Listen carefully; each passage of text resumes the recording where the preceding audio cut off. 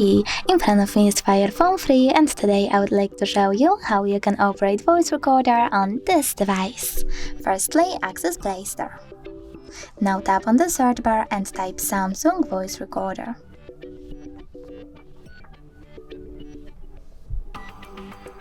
Then you need to download this app from this developer and open it.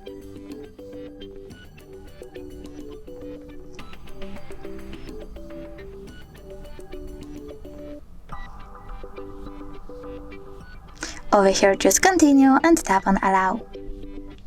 Then click Yes, I agree and tap on this red button to start the recording. You can pause it and unpause it using the same one. If you wish to end your recording, click on the right button over here and just save at the top right corner. Then you can click on those three dots over here and choose Rename. Now name your recording however you wish to and save it by tapping on OK. You can also delete your recording from here by holding it, tapping on this bin icon over here and selecting Delete. Thanks so much for watching. If you enjoyed this video, don't forget to leave a like, comment and subscribe. Bye!